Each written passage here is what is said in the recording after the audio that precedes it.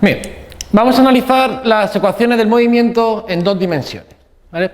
Una cosa muy importante hay que tener en cuenta: nosotros solo vamos a ver movimientos con aceleración constante, ¿vale? Donde el vector de aceleración va a ser una constante.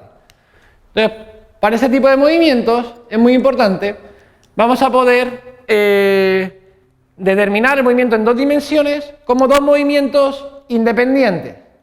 Uno en la dirección X y otro en la dirección Y, ¿vale? Entonces, al final el movimiento en dos dimensiones será la suma de dos movimientos totalmente independientes, donde uno se producirá en el eje X y el otro se producirá en el eje Y. Vamos a analizarlo con más detalle. Imaginemos en este caso que vamos a analizar las ecuaciones cuando la aceleración, el vector de aceleración es igual a 0. ¿Ya? Es una constante, 0. Y en este caso sería muy análogo a el movimiento rectilíneo uniforme en una dimensión, ¿cierto? En este movimiento decíamos que la aceleración era 0, por tanto la velocidad era una constante, y lo que teníamos era que la posición final la podíamos conocer como la posición inicial más la velocidad por el tiempo. ¿Ya? Entonces veamos qué ocurriría en dos dimensiones. Bien, dos dimensiones, si el vector de aceleración es 0, lo que vamos a tener es que el vector velocidad va a ser una constante. ¿Ya? Y que por tanto el desplazamiento lo podemos conocer, el desplazamiento final lo podríamos conocer como el desplazamiento inicial más el vector velocidad multiplicado por el tiempo. ¿Ya? Entonces, como vemos, las ecuaciones son muy similares a las ecuaciones en una dimensión. ¿Ya? Pero ¿qué ocurre en este caso? En este caso tenemos una igualdad vectorial. ¿Ya?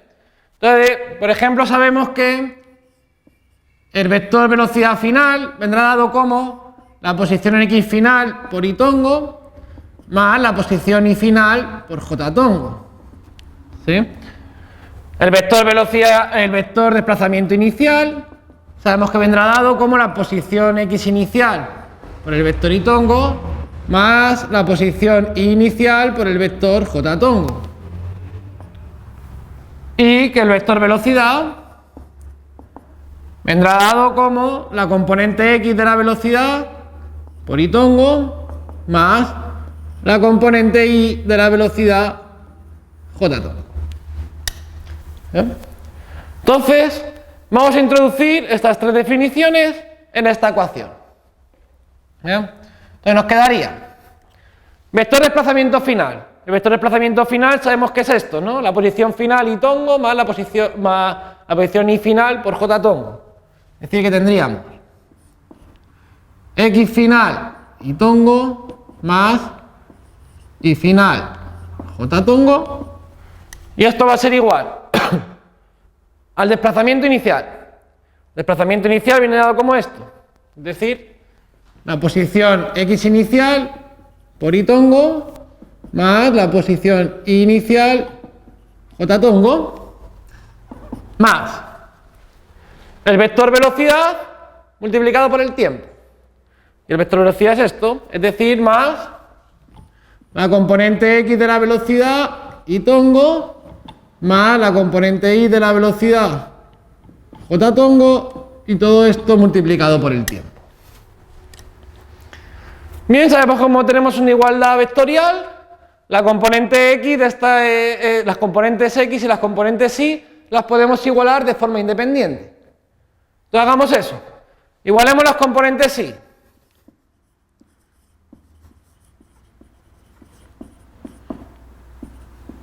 Y nos quedaría en este lado de la igualdad, X final será igual a X inicial, esto es J tongo, nada, más velocidad X por el tiempo, como esto es J tongo, nada.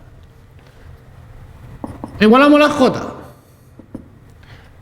En este lado tendríamos Y final, en este lado tenemos Y inicial más la componente y por el tiempo.